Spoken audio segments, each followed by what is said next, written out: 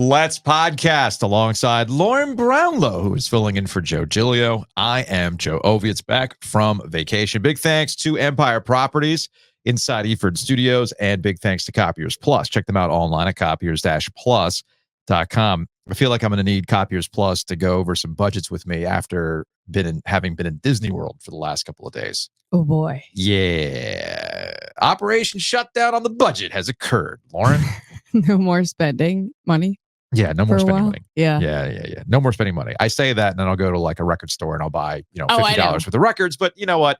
That's self-care, Lauren. I was proud of myself because when I was in Charlotte, on my way out of Charlotte, I almost waited for Lunchbox Records to open before I left. But I was like, you know what? No. Look at you. I'm not going to spend money that I don't have. Big thanks to Hayes Permar, who filled in last week while Joe Giglio was on an adventure. I know I have not listened to any of the shows from last week. I know that bothers Giglio, but like I was completely checked out. Just checked out. That's what I have to do. You were on vacation. Yeah, I got to check out. I had a couple of texts from people saying, hey, have you seen this? I'm like, no. Have you seen this? No, I haven't seen this.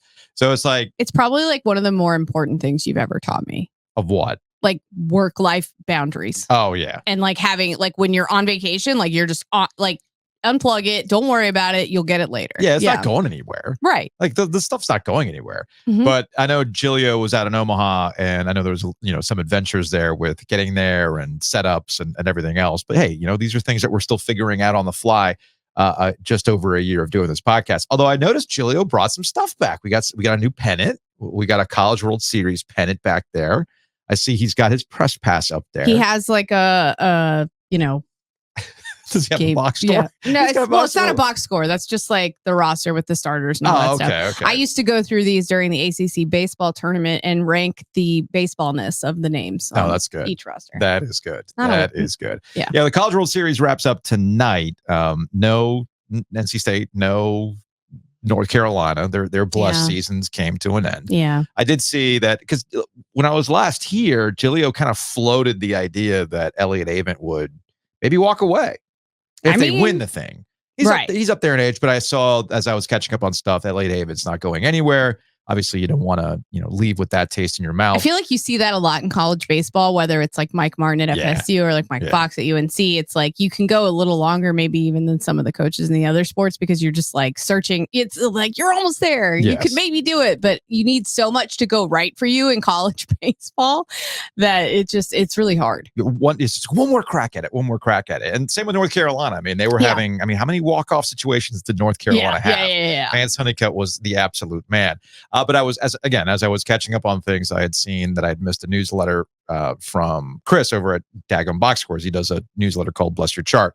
And he got into the nitty-gritty of multiple words and charts and examples to solidify the point that I made when we even got into the College World Series, and that College World Series is probably the most difficult thing to win in college athletics. I was just thinking about that, and I think that there's a lot of truth in that. Like, you just need so many things to go right. Yes. And like, even if you're really, really good, even if you're just better, because in baseball, you can win if you're just better. Like, you have better pitchers, you have better hitters, all that stuff. Like, you can still win that way, but like, you have to be a lot better and get lucky. And everybody's got to have their best at all times. And it's just baseball just doesn't work like that sometimes. And when the old axiom in baseball is that momentum is only as good as the next day's pitcher. 100%. And then when you throw on top of that things that even I, the casual baseball observer, continue to point out, college pitching is the biggest variance in all of college athletics. You think college kickers are the ones? No, it's pitching that people like to bang on.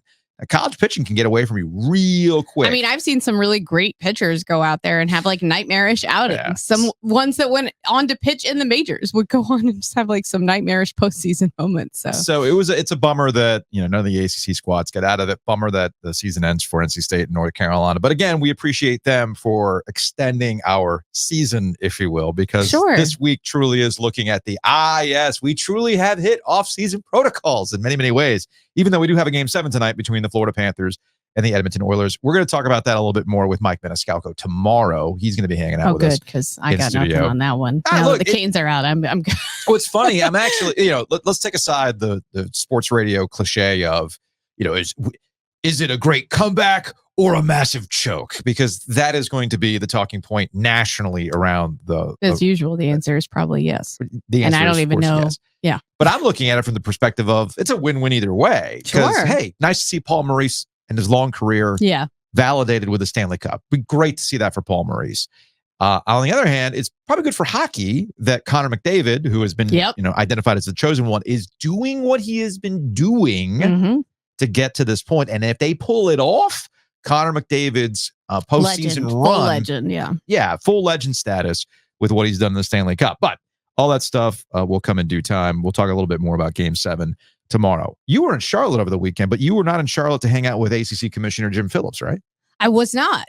I was there to hang out with my friend Natalie, used to be the editor in Raleigh and is now at the Louisville Courier-Journal as their sports editor. She was in town for a sports editor convention, which is where Jim Phillips was, I guess, speaking to the assembled sports editors. And I know, because literally I texted her, I'm like, where do you want to meet? She's like, we're talking to Jim Phillips right now. I have to get back. Yeah, sorry. I was like, excuse me. Yeah, he did like a 45-minute session on the record. I was reading Andrew Carter's recap in the News and Observer yesterday, and it was interesting in what he didn't want to talk about, and it was interesting in what he did say about certain things. And I think you and I are both in agreement to disagree with what Jim Phillips might have said about size mattering, if you will. But the part that I thought was the most interesting is what he did not want to talk about. And this is from Andrew's piece. The only questions Phillips didn't want to answer were about the degree to which the ACC would embrace funding from private equity. Oh, God. Which is something the Big 12 and Commissioner Brett Yormark recently indicated they would support, and whether the ACC might consider selling its own naming rights, something else Yormark floated as a potential revenue generator for the league.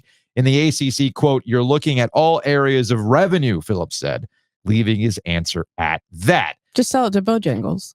I don't think Bojangles has enough money for that sort of thing. You gotta think big, Lauren. You gotta think big. Well, I'm just saying, like, probably sell it to a bank or something like that. Look. What is it? The thing that sponsors the AC tournament, even when it's New York Life? New York Life. That would be the New one. York Life. No. Although, I mean, heck, given what I saw that the ACC was still paying John Swofford, former commissioner, maybe he can sponsor the league. Don't spit out your water. You saw he's still getting paid, right? I mean, yeah, that's how. That's how it works. I get it. Yeah, I don't know. Maybe Swofford throws in a partial sponsorship deal. It's the John Swofford ACC. I don't think John is going to have anything to do with the current goings on. And that's all. No. Look, that's all. I have. John's going to stay out of it. I feel like I'm a broken record when I talk about private equity, but I also understand that the NCAA membership is in a position where they were always looking for ways to make more money because that's all college athletics is about right now. I think it was Dan Wetzel of Yahoo Sports that said college athletics is turning into NASCAR, where you're just going to have sponsorships on sponsorships on sponsorships, because not only do they have to get with the times and revenue share with the athletes, but they also have to pay back all these people. So now we find ourselves in this situation where you're getting into bed with people you said you never get into bed with, which includes alcohol companies. We've seen that over the last couple of years. There's some weirdness with gambling, which I know Jim Phillips talked about prop bets and how he wants to get prop bets out of there. I can talk about a little bit later on. I get that. I think in this particular case, when you start entertaining the idea of private equity, and I'll just leave it at this, you are not dealing with the typical booster class or corporate champion. Right. The corporate champion gives you a lot of money because they like seeing their name up there. That's the corporate champion. And that's the arrangement. Like, there's no other baggage involved. Correct. You get a suite, you get great seats, you get access to people. Like, that's why you're giving that amount of money. There's the association and there's also the perks that come with it. They're not going to try to control your ops. That's what private equity does. Correct. Private equity is going to look at that and go, so this Charlotte office. How can we set this on fire? Right. I joke somewhat, but the likely thing would be that the private equity goes and buys all the stadiums up and then leases them back to the schools. Like, no, that's great real estate. Carter Finley Stadium sits on some prime real estate. How about we buy that from the state and then you can lease it back to us and then we'll sell you off the parts. I mean, I get it in a sense, though, like, unless the Big 12 was going to start like an OnlyFans. I don't know. I mean, what are you supposed to do to, like, you have to figure out a way to close the revenue gap. What kind of content you want from an ACC OnlyFans? Oh, don't get me started on that. I keep saying. You want a bunch of 0-0 ties? I mean, that game, could go on there. I would pay to have regular access to watch that game in its entirety. Maybe even like with special camera angles of stuff we didn't get to see before, deleted scenes. Oh yeah, that would be good. I mean, yeah, okay, that would be good. That's my kind of content. Well, I was gonna say, speaking of OnlyFans, I guess Jim Phillips is concerned with size. I didn't see this quote when I was going over stuff, but apparently they're feeling good about their size at 18. This was from 24/7 Sports. This is where I found this. We feel good, Phillips said. We're at 18. The Big 10 is at 18. The SEC and Big 12 are at 16. Mass matters. It just does in today's world. Oh, it does. No, it may not have mattered 25 years ago, but quantity and quality matter. That's what we feel like we've done. No. I'm just sorry to say this, but no. Just because you got 18 doesn't mean it's good. That's like, I mean, excusing the whole like size matters portion of this, whatever, because it doesn't. It's what for you the record. do. It's what you do with what you have. And the same holds true here. It really does. Like, just having size doesn't matter if you don't have the capability to use it well. And like, that's something I've taken it. Yeah, that's where I lost the analogy a little bit. See, now I'm like, the ACC and the Big 10 both whip it out. Like, hey, you got 18, I get 18. Yeah, but see, you're doing it wrong. I can't do this because now I'm like thinking of, you're doing it wrong. Like, oh, you think Cal and Stanford and SMU are doing it for people? Nah, that's not it. You got to do it like I was about to say something terrible, so I'm like, nope. It's a podcast, Lord. You can say whatever the hell you want. The Big 12 like whips it out, but it has like, a weird tattoo on it and something else wrong. Like a red flag. Literal red flag. Well, that tattoo's a sponsorship. Like, wait a minute. Is this thing sponsored by what? Okay. Right. And you can't get that image out of your head. Right. That's clearly what it is. Whatever it is. Like there's something, it might be large, but there's something wrong with part of it. True. And there's something wrong with part of it that like. True. Yeah. So folks, if you take anything from this conversation, size does not matter. Yeah. Thank you. It's what you do. It's what you do with what you have. That's what it's all about. And the ACC unfortunately had an opportunity to enhance itself, if you will. And it added a tattoo. And right. They thought that this was going to be the thing that was going to make it work. No. That wasn't it. That wasn't it. They also, speaking of expansion, they also brought up the NCAA tournament expansion. That seems like it's something that's going to invariably, it's going to happen. It's just what it's going to look like. And then the other thing that I thought was, I hate it, by the way. Yeah. At least it's only like a couple teams now, but that's where it just starts. The quote, I actually agree with Phillips on this particular quote when it comes to NCAA expansion. If I can go and, pull it out of the quotes here. Basically, he said, the NCAA tournament is a crown jewel of college athletics. Quote, to me, modest expansion is something that I would prefer over something greater than that. And I agree with that. I don't disagree, but at the same time, like, we know what this is for. This is so they can get extras of their favorite conferences in. Their favorite Pet 2 conferences. Mm-hmm. Like, and I hate to say that because it used to drive me nuts when people got all conspiratorial back in the day. But like, that's what we're looking at right now. Yeah. Like, that's just what reality is in college sports. I don't think it's as much a conspiracy now as it is like college athletics looking after its main two moneymakers, which would be those two at this point. Well, speaking of revenue generation, we look at sports wagering, right? Sports wagering and why there was such a push to legalize this stuff came from understanding that most of your revenue sources have been tapped out. Right. So the next great frontier is gambling. Mm-hmm. But there seems to be, and I have to do a little bit more reading on this. I know Front Office Sports had a recent piece on how colleges and gambling outfits are actually divorcing early because the gambling outfits don't want the negative association of being together with college because people don't want that. I think that's a good thing. Now, one of the reasons why people don't like the association between college and sports gambling is because of prop bets and how people have been going after athletes. We saw this last year when it went legal in North Carolina. You saw quotes from Armando Bacot and others about how they're just hearing from people. And one of the things that Phillips talked about was athlete-focused prop bets. Quote, absolutely. That is a runaway train. If we can't get our hands on that, props are that's a major concern. I'm really concerned. I'm very concerned about the safety of student athletes. I get it. Concerned about game fixing. But here's the thing about this. Here's where I'll ultimately push back. And I'm not quite sure if getting rid of prop bets is going to be a thing that really changes anything. Because the person who's gambling a large amount of money on a college game is going to be upset of a player who doesn't make a shot, doesn't make a kick, drops a pass, XYZ, regardless. And prop bets is a very, very niche thing. I remember Matt Brown, our friend from Extra Points. I think he wrote about this back in April when the NCAA was really pushing to get rid of all college prop bets. And he talked to a guy named Christopher Bone, who's the Sorry. It's a theme. Lead writer for gambling.com. And this is from the story that Brown had put out back in April. He basically said that college basketball regular season betting is already considered a very niche gambling property compared to, say, the NBA or the NFL, and that prop bets are a tiny niche within that niche, depending on the state. He told me, Matt Brown says he told me that college prop bets might account for between 1 to 2% of all bets. In Ohio, the Ohio Casino Control Commission said that college prop bets accounted for 2.2% of the wagers. So I'm not quite sure it's this. Yeah. That prop bets are the reason why student athletes, college athletes are getting the blowback that they're getting. It just has to do with gambling and it being in your face all the time. So clarify with me though, it's illegal for college athletes to bet on any sport or just theirs?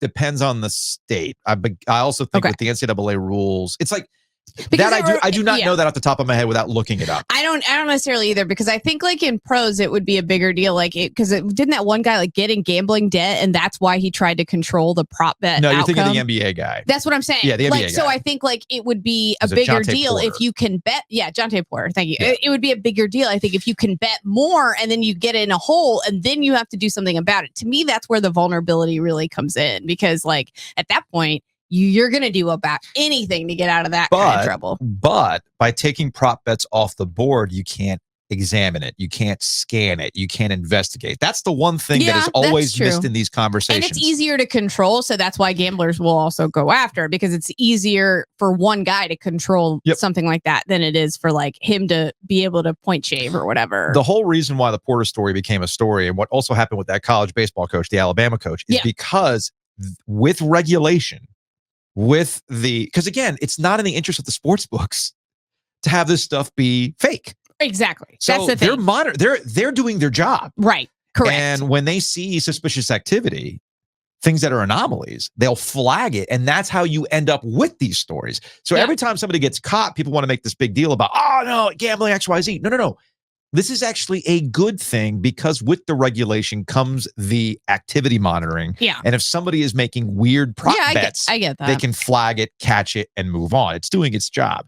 That makes sense. I think that prop bets is the latest example of the NCAA trying to find something. It's a bit of a like moral panic as well. Like it's something that the NCAA loves to have a moral panic about stuff, and things end up being fine. Sadly, the NCAA isn't alone in that desire. But I'm just like, it's just like something bad happens, but it's actually very rare. But we want to like freak out about it. Yeah, that's true. That's true.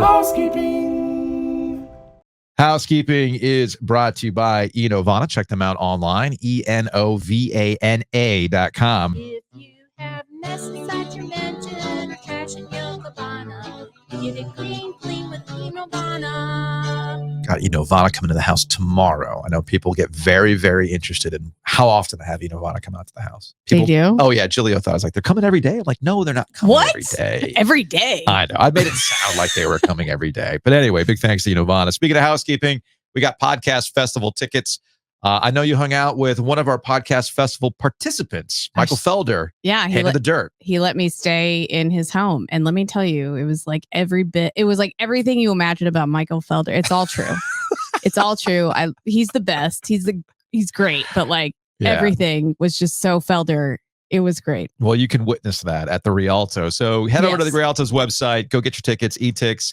I think every time I mention the Podcast Festival, we sell more tickets. Home Field's going to be there with an exclusive hoodie, which I'm very, very excited about. That's exciting. Listeners will also have access to an OG hat.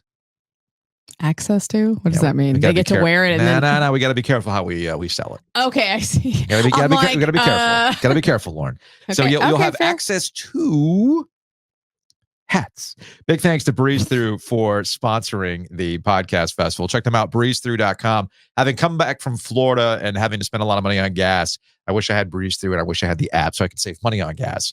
You could do that. Go to breezethrough.com. Also, lots of goodies as well. One underrated part about Breeze Through, as I realized driving through Florida, cleanliness. Oh, yeah. Cleanliness. Yeah. Huge on that one. Especially in Florida. So we thank Breeze Through for sponsoring the podcast festival. One other housekeeping note with things coming up. July 28th, we're going to be at Crank Arm Brewing. Cool. And Butcher's Market's going to help us out. That's a Sunday. We're going to do our summer jam, our summer sesh. Summer jam? And we're going to have Kenneth over at Butcher's Market cook up some food, be hanging out. I think there's a show going on at Red Hat. If you listen closely, maybe you can hear the music wafting over downtown. Okay. It's just a hang. Cool. Just a hang. We're trying to do these things once a month, get listeners together. So that's going to take place on July 28th. Big thanks to Roback. They got deals on deals on deals. You can start your deals by using the promo code OG20. I got the Roback shorts on right now. I just ran through the wash. Roback shorts legitimately lived up to the hype in the swamp that is Florida. Literal swamp. Yeah, and then you came home to a swamp as well. Yeah, so. I did. But at least, look, it's funny. At least with Florida, if the day hits right, you'll get something coming off the east. If the winds are coming from the east, you at least get some sea breeze, something. But it depends on which part of Florida let me tell you about Friday and Saturday in Florida. Oh my God. No wind, pure swamp. Roback shorts, though, did their job. So check them out, Nice. roback.com. Use that promo code OG20. Big thanks to Matt Davis over at State Farm as well. Call them directly, 919-779-8277, insuregarner.com or theoginsurance.com. Matt Davis can save you money on home and auto. We've had a couple listeners who have emailed and said, yeah, how about that? That's legit. Matt really did save us some money. So if you're looking to save some money on your insurance and you want to actually talk to humans who live here, know the deal, call 919-779-8277.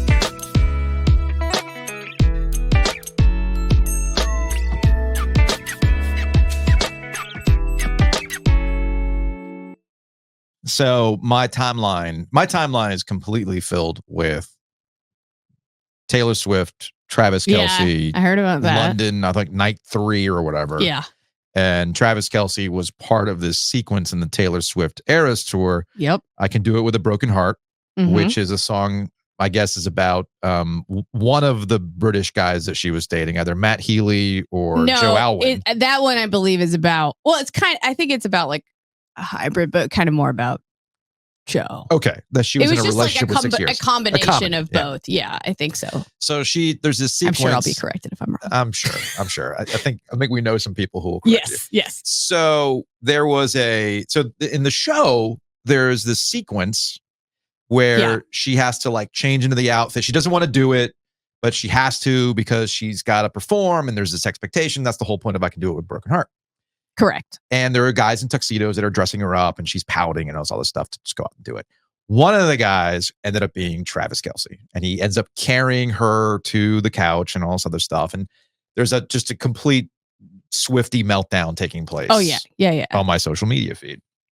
But because my brain rot works in different ways, my immediate thought of seeing this was, shit. What's Aaron Rodgers going to do this week to bring back attention to himself? Because I've said from the jump, the man is very, very jealous of the fact that Travis Kelce is beloved. He can show up and do these things. You know what, Aaron? It could have been you. And the Kelce family. It could have been you. It could have. It could have. The Kelce family. All you had to do was act normal. But he can't. I know. He can't. I know that now. I'm curious what he's going to do with the Jets this week. I mean, look, it's Tuesday. He'll be here before you know it. He could be popping on Pat McAfee's show for all I know this week. That'll get the people going. He could talk about that mandatory training camp stuff, the mini camp stuff that he didn't show up for. We still don't know where he was. You know what? I have tuned him out as much as is humanly possible because I'm just over it. And I get mad whenever I think about it because, I used to be a big fan of him, as a guy, as a person. I thought he was cool and funny and all that stuff. And it's just, it almost makes it even more sad, what he's turned into. So I was catching up on NFL stuff because we've hit that weird Mike Tanier, who writes a Substack. He's really good. Mm-hmm. And he's written at various places. My favorite Mike Tanier byline was always on the old website, Sports on Earth. Oh yeah. Some people might not remember that website. Then they're showing their younger age than us. Yep. Yes, folks. There was a site called Sports on Us Earth, OG sports blog people. which did lead to one of the more amusing Mike Krzyzewski interactions when somebody from Sports on Earth had asked him a question at like the ACC tournament. I feel like I vaguely remember And Mike, this, but I'm and not like, sure. he's like, oh, sports on Earth. Okay. Like he was so confused by the name of the website. But anyway, Love that. Tanya wrote a piece. I think he called it something like Offseason NFL News Matrix. Like none of this is real. Right. And it's actually ties back to something that Peter King, I've never agreed with Peter King a lot, but I did agree with Peter King's retirement Football America column, where he said, look, the older I get and the more the business of the NFL becomes bigger. Yeah. The one thing I could not stand was just making shit up in an offseason. Like nobody takes a break. So we have to have. It's my least, honestly, like it's one of my least favorite things about the NFL and something that's annoyed me more and more. Even though I used to be one of those people like eating it up, it's become so like almost oppressive that it's just like, shut up for 2 seconds. Like, God. So a lot of that comes in the form of contract disputes. So for instance, the Miami Dolphins, you got Tua Tagovailoa, and he's entering the 5th year of his deal. It's like this fake game of chicken that's going on with quarterbacks where Joe Burrow just got paid. So now the market is the market. And you also have Dak Prescott and Dallas Cowboys. The Dak one is the one I was thinking about. Yeah. Although the Dallas Cowboys are a little bit more interesting. Like I actually, you're rolling your eyes, but I actually think there is a level of interest at the Dallas Cowboys that is legit this offseason because it looks like Jerry Jones is almost making a point on I ain't paying.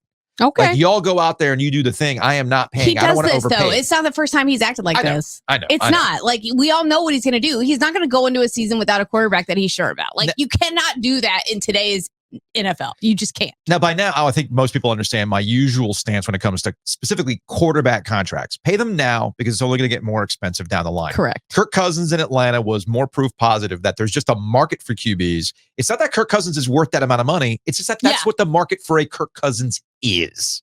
Yeah. Period. And they did this with Joe Burrow. They're going to do it to Tua Tagovailoa. They're going to have this dance. And he's going to end up getting the money that he's looking for. And of course, Dak Prescott will eventually get paid And they've too. done this to themselves. The problem, like the owners and whatever, they've done this to themselves. The problem with any of this Tua Tagovailoa stuff is that my timeline now, both on Threads and on Twitter, is related to a woman who went viral last week. That is Hawk Tua. Excuse me? Okay, so because you asked me about this before the show, and I was like, what? I put this up on YouTube. There's audio to it. And so the setup here, if you're listening on podcasts, is there's a man on the street. I'm also showing just how damn online I am. Yeah. There's a man, there's one of those classic man on a street interviews. Okay. They're probably, I don't know exactly where they are. They could be in Nashville for all I know. There's like bachelorette parties, bachelor parties, that kind of stuff. You walk up with the mic, you ask some questions, XYZ. Hopefully you get somebody who's drunk that says something crazy and then it ends up going viral. Okay. Well, this is what happened. In bed that makes a man go crazy every time. Oh, you gotta give him that huck too and spit on that thing. Oh. You get me? Oh boy, I was like, as soon as she started, I was like, oh, I know what this is. Oh no. Here, one more time. In bed that makes a man go crazy every time. Oh, you gotta give him that huck too and spit on that thing. You get me? Oh my god. I'm not hearing the A at the end though. You know what I mean? I'm not either, but people have been doing that, and there was a somebody made a parlay. Oh my god! Because it was like in honor of the Hawk Tua girl. I made a parlay for the Atlanta Hawks to win X amount of games in Tua Tagovailoa to like make the conference finals, or the conference championship game or something like that. So this has just been nonstop, all over my timeline. So I just thought it was amusing that there's a wonderful NFL crossover event with a viral sensation. I was like, how dare you like tie Tua into that? But I guess that's easy. That's what people are doing because they're hearing like some silent A on the end there that I did not hear. I spit on that thing. Oh my god! And she said "thang" too. She said "thang." She said "thang." I don't know. I feel like that goes back to our Jim Phillips conversation. It's all what you do with it. Now, I did not need those things linked in my mind. Thank you. Thank you for ruining my entire day. So oh my god! When I left for vacation, David Tepper and Charlotte were having a little dance. about what to do with Bank of America Stadium. They unveiled renderings for what they wanted to do in terms of renovations. Yeah. Cool.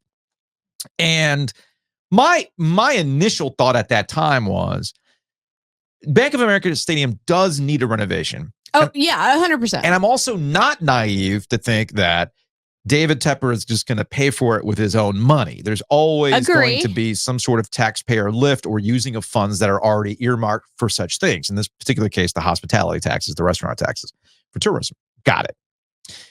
My issue at that time was the kind of renovations they're talking about for that amount of money feels like they're already going to be outdated by the time they get That's what I'm saying. Yeah. Whatever lease agreement terms they agreed to.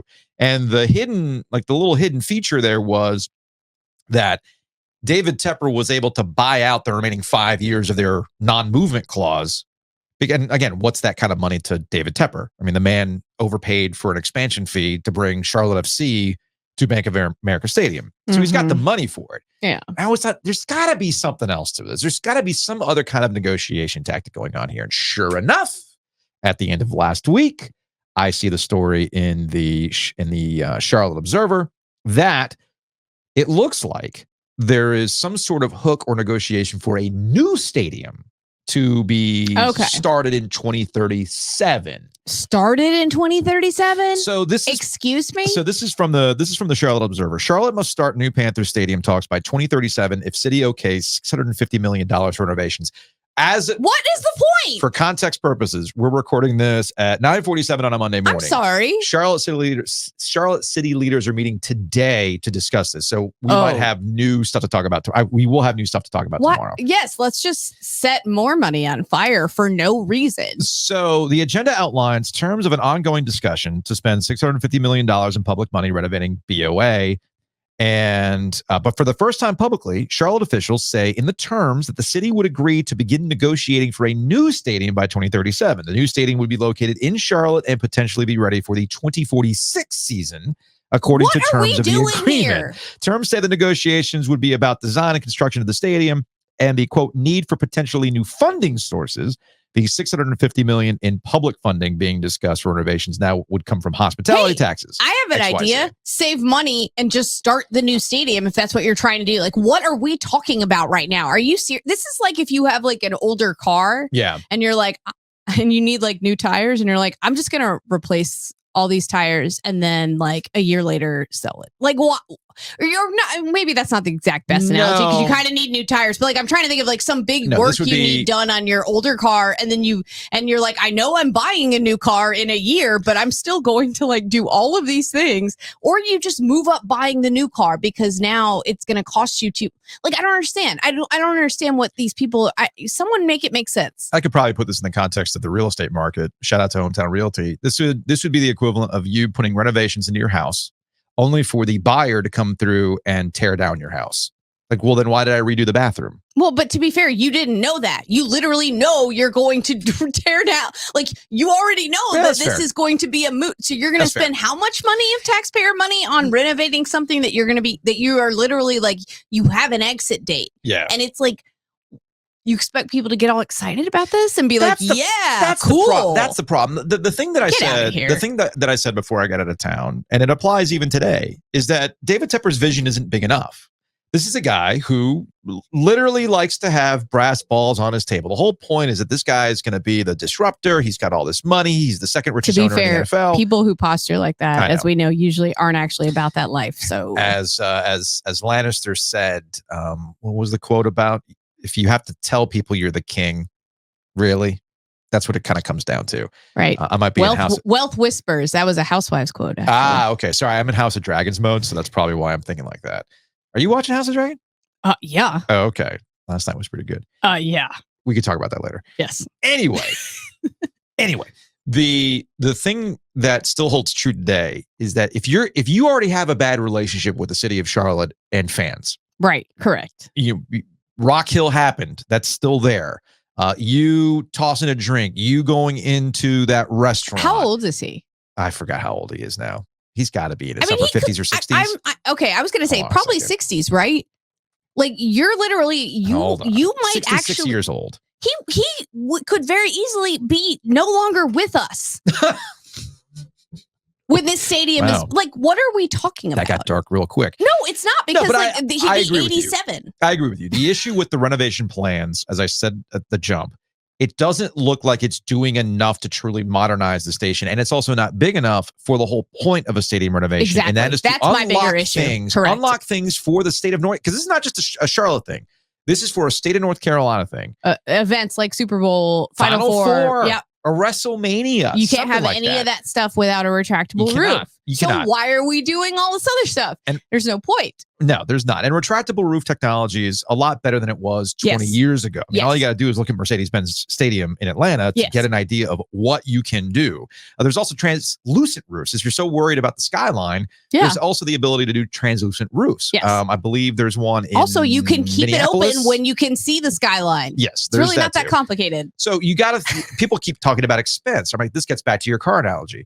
It's not so much the tires. It's, man, do I replace the transmission on this beater? Right. There or do I That's just better. go ahead and buy the car? I think you dealt with this not that long ago when you're like, this hybrid needs XYZ. Right. And it probably makes more sense to just buy a new car. Yes, it did. And it did. Okay. So that's where we are with the city of Charlotte and Bank of America Stadium. If you're already talking about new plans, 2037 will be here before you know it. Yeah. It's not that long from now. So why don't you just go ahead and start making those plans? That's what I'm saying. Now? Yeah, it's mind-boggling to me. Yeah, it doesn't make any sense. It's like, why do you think what would be my answer if I'm the city of Charlotte when they're like, we need all this money to do these renovations? It's like, and what's the extra payoff that comes out of this? Literally, what? You have to give me something tangible. What is it? That people have a nicer time inside the stadium? Maybe? I don't know. Come on.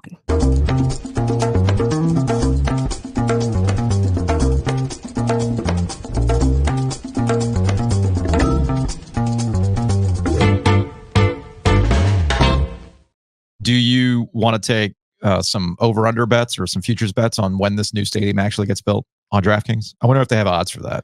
I haven't even looked at. I have not even looked at Panthers futures bets right now.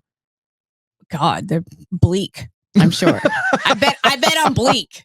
I'm going all in on bleak. That's what I'm doing. Hold on a second. I'm pulling up the DraftKings sportsbook app right now. I don't think you could just bet on bleak, but like that's probably not. Probably not. I don't think that's the case. That's the other thing. Like, imagine being David Tepper with this team looking the way it's looked for the last few years and going, you know what I'm going to try to do? Make people give me money for more stuff. Are you, bro? Look, rich people didn't get to be that rich by using their own money. Have like one semi-capable season where you look like you're not going to sabotage anything good that ever happens to this team, and maybe we'll chat. I can already put money down on the Panthers and the Saints. September 8th. Oh, Panthers, gross. Really? Straight up money line plus 170. The Panthers are currently plus 5. So it's Saints minus 5 to win that game. Thanks for letting me know which weekend of mine will be ruined. But yeah, I could do team futures. Here we go. I need a few weeks to like ease into the season before I get Panthers Saints right off. I hate it. Let's see. Right now, the Carolina Panthers actually have the worst odds to win the Super Bowl right now. They're at plus 25,000. 20? Yeah, plus 25,000. So right now, I need to update you should do something where you go through and see things that have a better, things that there are better odds of. Because, like, by the way, to be an NFL team and have odds like that, to be in the National Football League, the league of relative parity, and to have odds like that shows that you're literally a clown franchise. I'm not wrong. I have to update. I have to put some more money in my DraftKings account because I only have $74 in my, 74 cents in my DraftKings account. I was right like $74. Not that bad. I've just been Can you place a bet with 74 cents? Well, I just put 50 cents down on the Panthers to win the Super Bowl. What's wrong with you? You know, I'll get $125 back if they 50 cents is not insignificant. Like, you could feed there aren't parking meters anymore that take quarters, I don't think. I don't think that's the case. Quarters have uses. So if you're looking for some futures on the Carolina Panthers, you want to put 50 cents down for the Panthers to win the Super Bowl and win $125 back, you can do that on DraftKings. You can also get ready for a night of full of big fights in action. You got UFC 303. And it can be even bigger when you jump on the DraftKings Sportsbook app, the official sports betting partner of UFC. Get the light heavyweight title on the line as the main event, but there are so many more amazing matchups in Vegas that are going to be happening. And speaking of amazing, if you were new to DraftKings, here's what you do. You, as a new customer, use the promo code OG24. You bet $5 and you'll get $150 in bonus bets instantly. So download the DraftKings Sportsbook app now. Use that code OG24 as a new customer. You bet $5, you'll get $150 in bonus bets. So get that big fight feel only on DraftKings. The crown is yours. Gambling problem? Call 1-800-GAMBLER. Or in West Virginia, visit 1-800-GAMBLER.net. In New York, call 877-8-HOPE-NY or text HOPE-NY 467-369. In Connecticut, help is available for problem gambling. Call 888-789-7777 or visit ccpg.org. Please play responsibly. On behalf of Boot Hill Casino and Resort in Kansas, 21 and over. Age varies by jurisdiction. Bonus bets expire 168 hours after issuance. Deposit and eligibility restrictions apply. See terms and responsible gaming resources at dkng.co/MMA.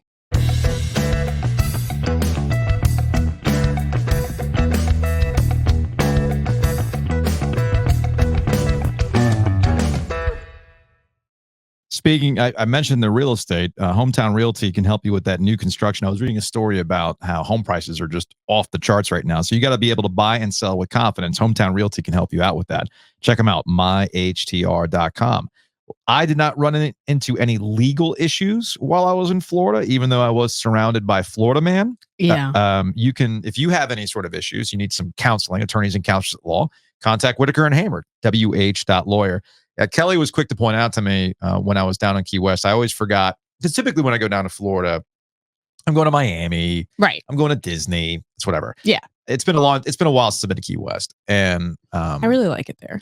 no, I really enjoy Key West. But as Kelly pointed out to me, she was like, this could have been you. I'm like, what are you talking about? Like townies, essentially. It's I like, don't know. These are the guys that you hung out with. Oh, okay. Yeah. And I was like, that is correct. These are the guys that I hung out with growing up. Yeah. Right. The guys who always have board shorts on, might not be wearing shoes, certainly don't like a shirt. Those are the guys. Their skin is like a complete tan, like they're like orange or something. One of best man at my wedding, John, who I've kind of lost touch with because he's had some issues to work through. But he's recently popped back up on social media, and he looks like a guy who spends all day on a boat fishing. I mean, it's just like the skin's leather. Leather. That's what I was going. Yeah, almost like purpley orange. Like that trend where people are wondering why 40-year-olds look the way they look now versus 40-year-olds like 30 years ago. Yeah, and I've been wondering about that. I mean, it has a lot to do with the fact that you're not smoking. There's not diesel fuel. There's all sorts of things that have life improvements that don't make us look all weathered. And as Felder pointed out, when someone asked, I think like his dad, how he stayed looking so young, he was like, the same way any of us do, lotion. Yeah, man. Gotta moisturize. Yeah. Gotta moisturize. Not as much of that back in the day. Yeah. But of course, I pointed out, this never could have been me. Never could have. I mean, I would have found a way to move. If it had not been for IBM moving us up here in 95, I don't see that for you either. There's just no way. Yeah, it doesn't. Absolutely not. Anyway, I got distracted. wh.lawyer. I did not have any fights with Florida man, nor did I get into any fights at Disney. There was a viral image of a guy just outside Mission Space at Epcot took a stanchion out of the ground and swung it at a cop. Good times at Disney. Good times at Disney. That's a choice. Big thanks to the Butcher's Market. Check them out, butchersmarkets.com. You can do the steak of the month. You can find some easy things like burgers to take advantage of. It's all good. And you can go to thebutchersmarkets.com. Also, big thanks to Nature's Relief Hemp Store. So down in Florida, I kept seeing all these signs for no medical ID required. Like, all the rules are different in every state. Yeah. So you're probably going, well, what can I do in North Carolina? Well, you know who has the answers for that? Nature's Relief Hemp Store. Yes, they do. So head on over to naturesreliefhempstore.com, RELEAF hempstore.com, and you can get the questions answered when it comes to Delta 8, Delta 9, what you can do with edibles, seltzers, all sorts of stuff, CBD, better sleep, all those types of things, all happening at Nature's Relief Hemp Store.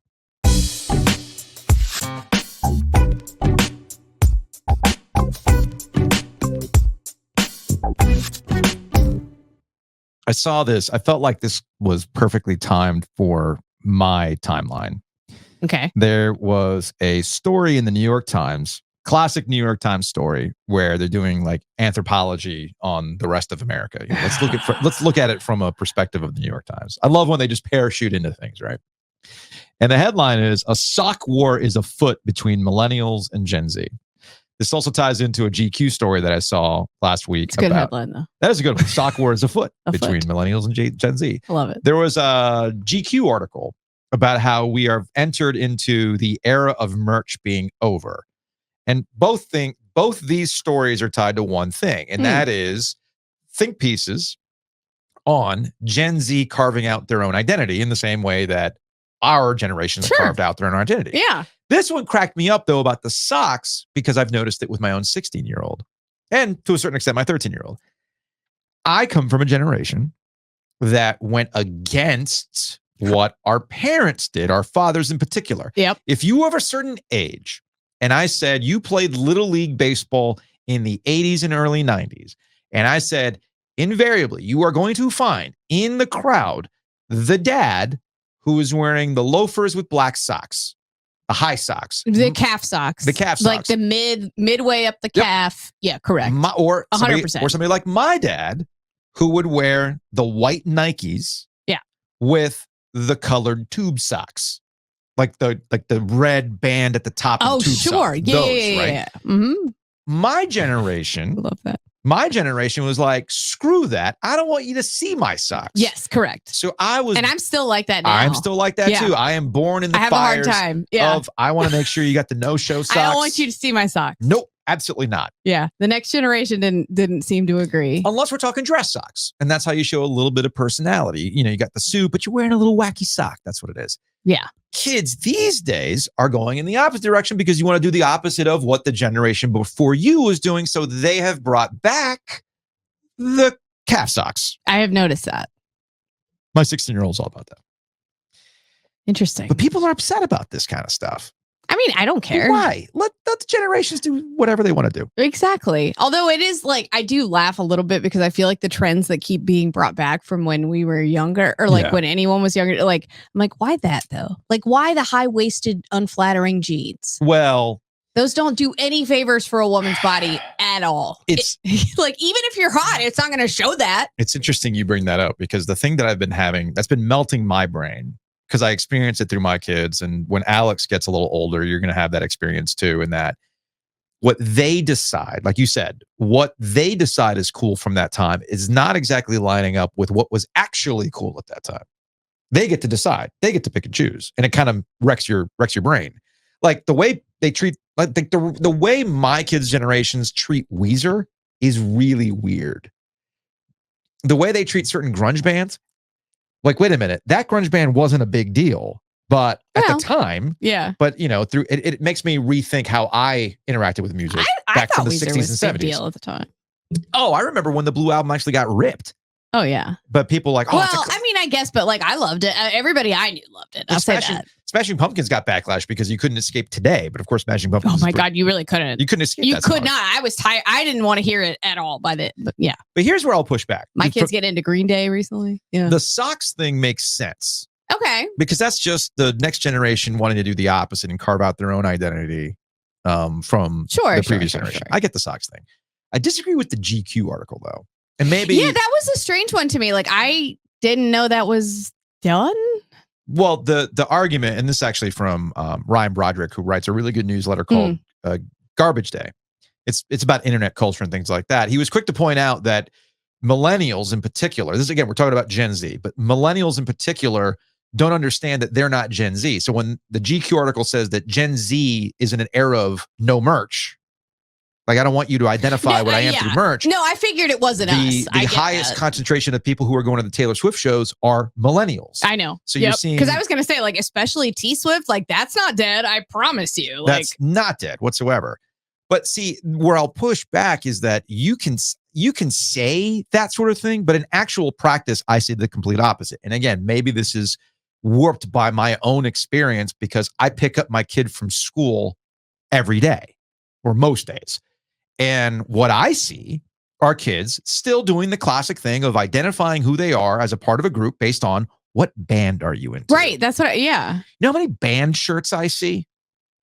Or the band shirts my 16-year-old Yeah. wants to buy. He wants his Death Grip shirts. He wants his Deftone shirt. When we were in Disney in line, it was funny. He's like, "Hey, Dad, you see the Deftone shirt?" I was like, "Yeah, I saw it." So that's still to this day you can say the end of merch. That's bullshit. I mean, because how else are you supposed to identify and signify to another the signal, correct. a like person? Yeah. Like, hey, I'm into the things that you are into. Right. Like Alex loves merchy type stuff. I mean, I bought him because we watched a bunch of Ren and Stimpy for a bit. And then I got him a shirt of that. Although all the kids go, "Who is that?" And I'm like, oh man, people aren't raising their kids right. But like, whether it's like a band or whatever, even like this YouTuber he's into lately, he wants to get a shirt. I'm like, I don't know about all that. But like, he loves to have like things that he's into on shirts. Like, I don't know why that concept in and of itself would die. You know what I mean? And also, when they get to college, they're going to find another way to identify themselves. Again, another example. And maybe it's through tattoos. I don't know. Like clockwork. I don't know. I can't think of anything else. I'm walking around Epcot and I see somebody wearing a Hurricanes shirt. Now, see, and like that, then you have a moment of like, wow, hey. I think I know where you're from. Like you might approach that person. That's exactly what I did. I saw the person wearing a Hurricane shirt. I'm like, repping NC. Like, oh yeah, we're from Durham. Bingo. That's really easy to identify. Or like me wearing Panther stuff when I was in Arizona one time. Got a lot of, "I'm sorry." There you go. Or like I saw. Oh, that sucks. I was at I was in Disney Springs. I was on Disney Springs on Saturday, and I saw a guy wearing an NC State hat. And I straight up went to that guy. I'm like, "I know you're from Raleigh because ain't nobody wearing NC State stuff out of North Carolina." And he goes like, "Ha, whatever. Yeah, I'm from the area." Yeah, but like, I don't know. Weren't they saying like not even that long ago though that like the younger generation, maybe it's Gen Z or whatever, were wearing like gear that they didn't know anything about? Wasn't that like a story not that long ago? It was. So like they were wearing merch, but like, just for the look. Like, they'd ask them a question about the band. They'd be like, "I don't know. Look cool." Yeah. And I used to do stuff like that when I was younger as well. So I don't know if that's just like, I guess the argument, to me, it's a conversation piece almost. It's like someone may come up and talk to me about this shirt. And if they do, I will be like, cool, fine. Generations change, but the same things still apply. Yeah. Everybody is still trying to gatekeep on stuff. But for sure. And this is something that was said by Ryan in the Garbage Day piece that I completely agree with, and that it's in 2024 and beyond, given how the internet culture exists, there's no possible way for you to gatekeep, because how did you get into this? Like the whole idea from my generation of, oh, it's a band you've never heard of. You could say that with a level of truth because you heard it from your older brother, older sibling, or whatever it is. Or maybe you saw it on a flyer and there were literally 15 people at this show and you were into that band before everybody else. You're not discovering anything super unique at this point in time. Because it's fed to you. Right. It's like, oh, this particular thing. Well, it was fed to me on TikTok. How do you think it got there? Right. So this idea that, no, we're going to be gatekeeping. You can't anymore. So I remember being proud of myself recently that I discovered for you. Like a band, but they were playing at Coachella. So it's like, well, I'm not really discovering them. No, but it was like, for me, I was still like, oh, very cool. Like I haven't heard a lot about them. I enjoy them. You got turned on to this band. It was a proud moment for me because, as you know, I don't do much new music. You know this about me. I know so I was like, look at me showing growth. I know that. Yeah. I know that. That's very much the case. I do understand that. Sadly. It's fine. It's fine.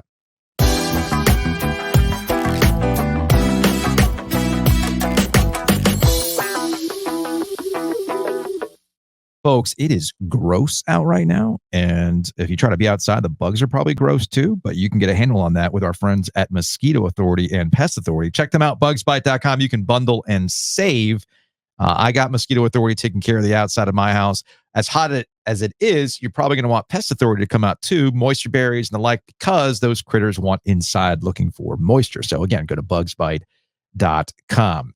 Big thanks to Two Roosters for sponsoring us.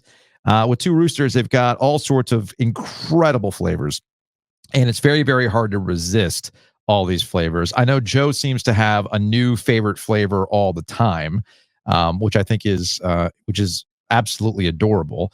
Hayes Permar, who was filling in last week, he posted this on Twitter last night. I love that I can over-order at Two Roosters and claim it's because I'm supporting Gilio and Ovius and not because I have no self-control.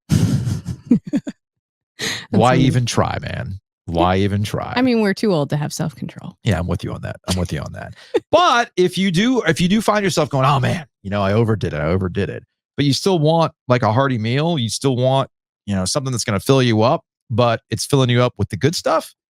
Happy Inhale, folks. Check them out. Happy Inhale.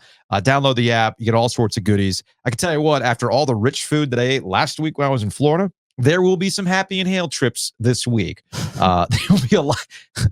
Your boy needs some roughage. We'll just leave it at that. So check out Happy Inhale. Locations across the triangle. The North Hills location is going to be getting some work this week. So again, we appreciate them.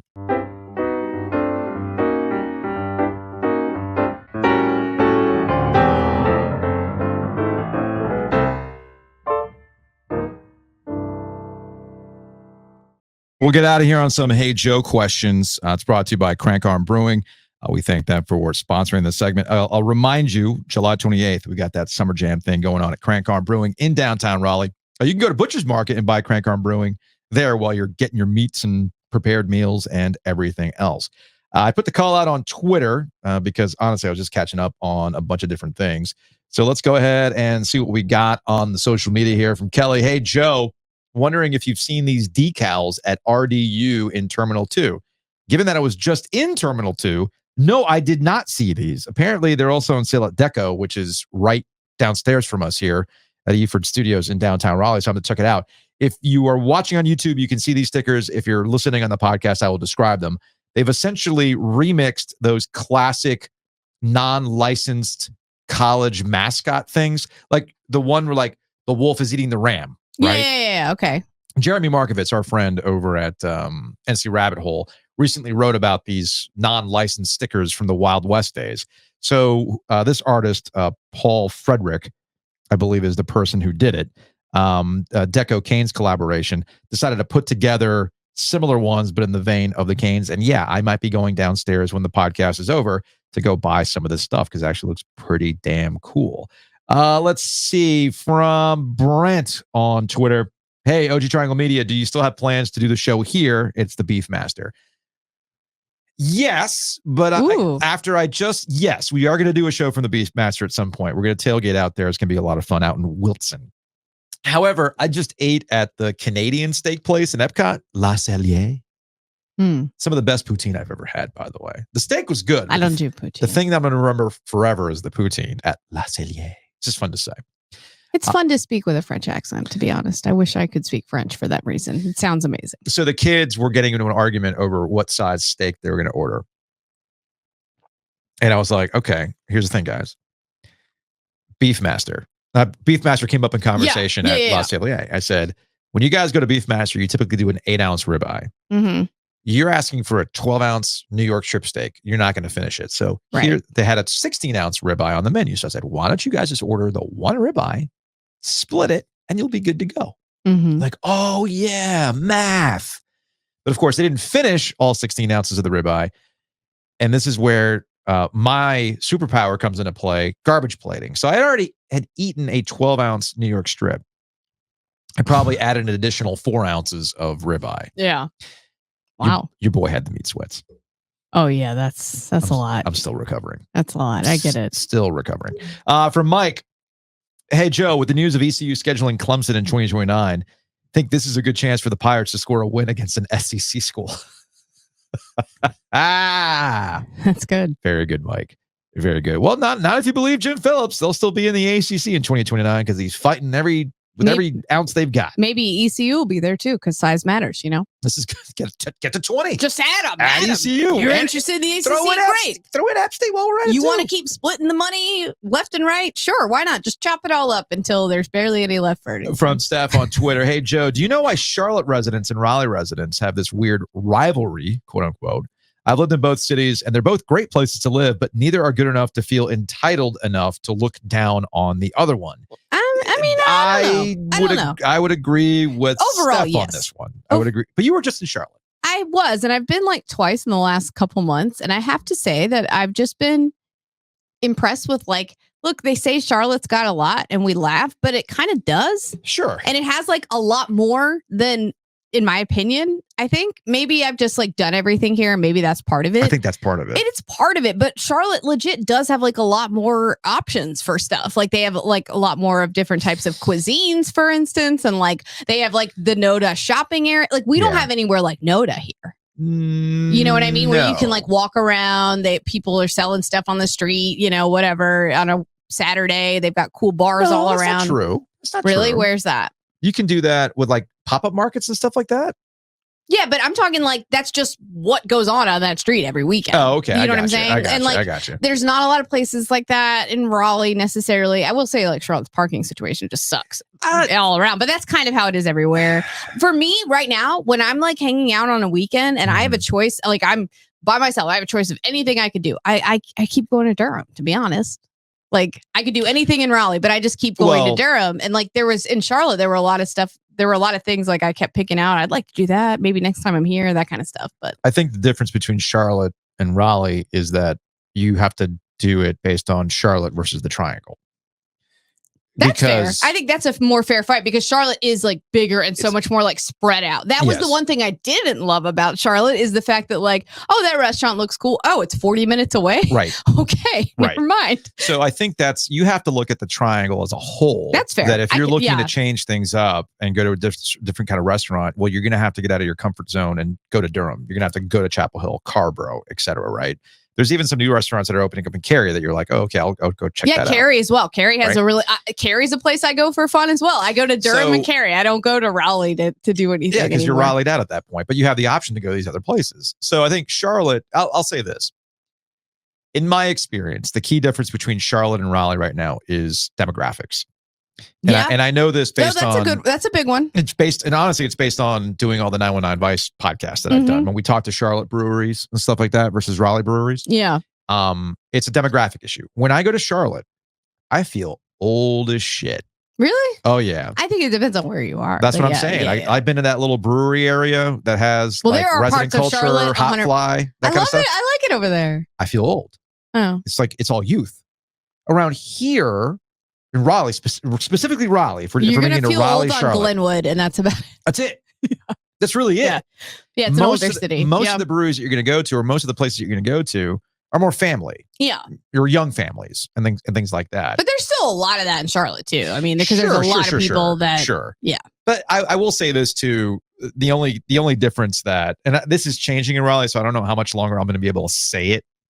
But I feel like with Charlotte, most of the new culture is very of that hey, we put this green wall and some neon and how dare you? Right, exactly. Like, are you getting by on your aesthetic? What's wrong with that? Are you getting by on your aesthetic for Instagram, or are you getting by on the actual food? Why can't it be both? A lot of times it's not.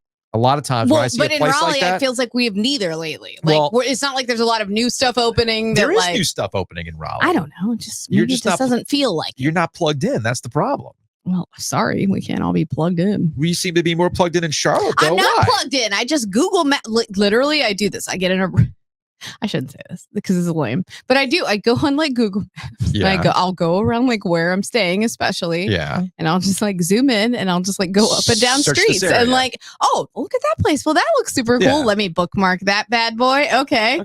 Like, let me look at places with nice outdoor seating and like whatever. And I just feel like when I look around here, it's like I don't ever discover anything new or not as often as I'd like to. I think that's the difference between living somewhere and I do that here too. Somewhere. I will legit Google Map, go up and down Raleigh. Okay, that's fine. Just be like, have I tried that? Oh, look at that. Like, I love the idea of like discovering something that I haven't experienced yet or been to yet or whatever. Look, I subscribe to the David Chang theory that most of your great restaurants, especially when we're talking about ethnic food, like Cuban food, Chinese food, Mexican food, whatever, the less Instagrammable, the better. We're on the same page. You got to find the place in the strip mall with 3.5 stars. But sometimes I want to go to a place with vibes. Okay. You know what I'm saying? Like sometimes I'm just going to like sit there and that new Indian restaurant in North Hills you probably know nothing about. Can't even get a reservation for like 6 months. I can't do that food. Oh, okay. Usually. It's too much. Unless I'm getting like, what's the one that's the most plain? I forget what it's called. It's like butter chicken I can do. You can do butter chicken? I'm sure they have butter chicken. I love butter chicken. A little simmer sauce? Yeah, butter chicken is good. I can't do much else. With some naan? Yeah, let's go. Oh, I love naan. Right? Yeah. So there's all kind of places there. I would just say this about Raleigh. Again, I don't know how much longer it's going to last because most cities are all becoming uniform in the grand scheme of things. 100%, yes. Like this, and a lot of cities have the same issues. So I'm not. The plot twist here is that most cities are all interchangeable at this point for almost, a variety of reasons. It feels like Charlotte is starting to catch up to its growth. Sure. In a way that makes sense. And I think Raleigh it needs to get there eventually. I feel like Raleigh's grown a lot with like population, but hasn't necessarily caught up quite yet on some other things. Raleigh has character to it. I've never really associated character with Charlotte. And I think it has something to do with the fact that... I think that's not an unfair thing. Yeah. I think some of it has to do, again, with demographics. Charlotte could be a little bit more transient. It's kind of like DC. Yeah. Like DC doesn't necessarily have a lot of character outside of, historical places. For sure. Because you got people who are only living there for so long. Right. So with Raleigh, you got people who've been living for a long ass time. I mean, I think that's true in Charlotte too, depending on where you're at. Like there are very old money places in Charlotte where those families have been around for like that's true. Decades and decades. That's true. Let's see from Nick. Hey Joe, what surprise guest appearance are you most looking forward to on the upcoming season of The Bear? What are the odds a Chicago Bear appears on the show? I wonder if we're going to get Coach K cameo. That might be it. Didn't he say he would be down for that? I think he would be down because they only showed him like on the book and then on the screen. I finally finished season 2 recently. It's great, but it does stress me out to watch. What the fishes episode is just pure stress. That's the one with the family at Christmas. Yes, I know. Pure stress. I was like, oh, this is I had to take 5 after that one. From Zach, how much do you want Deadpool cameos in a Star Wars film? How about 0? I don't want that. I just want a good Star Wars movie, y'all. Why would they do that? Because that doesn't even make sense. Disney crossover stuff. Yeah, but it doesn't make any sense to either story. So like they wouldn't. Does it? Yeah. Well, the Deadpool Wolverine thing, there's all sorts of universes. So who's to say that they don't show up in the galaxy far, far away at one point? Oh my God. Whatever. Hey, look, I just spent time at Galaxy's Edge, Lauren. So. I know. I told you I would watch Andor. I still will. It's actually coming up soonish on my list of like things I'd like to get to. But Andor is the one Star Wars show for a non-Star Wars person. I have heard this from multiple people and not just you. Because no offense, I had to cross-reference that with people that aren't as into Star Wars as you. Look, hold up. So there's this new show called The Acolyte, right? And all these people online, anytime I open up threads, there's this big argument about like how old this one ancillary Jedi Council member is, right? Well, Ki-Adi-Mundi's birthday was listed as this, on a Topps trading card. This is why I can't do this stuff. This movie is breaking canon. This is why I can't do that stuff. I agree with you. Game of Thrones people can be, and like House of Dragons people can be a little like that. It's actually partially why I'm now like trying to binge that book that it's based on. I see. Because I'm so tired of people just complaining and being like, it was better in the book. I'm like, let me just get through this freaking book. So having been in Galaxy's Edge, it was funny to me at no point while I was walking around Galaxy's Edge, shopping, seeing people building lightsabers, seeing people building droids, seeing people get on the Millennium Falcon ride, geeking out on Rise of the Resistance and everything else. Right. Drinking sodas that look like thermal detonators. At no point while I was walking around that park did I hear somebody go, this little droid breaks canon because this droid wasn't around during this time in the galaxy. That's actually in reference to this time, and I am upset. At no point did anybody say that.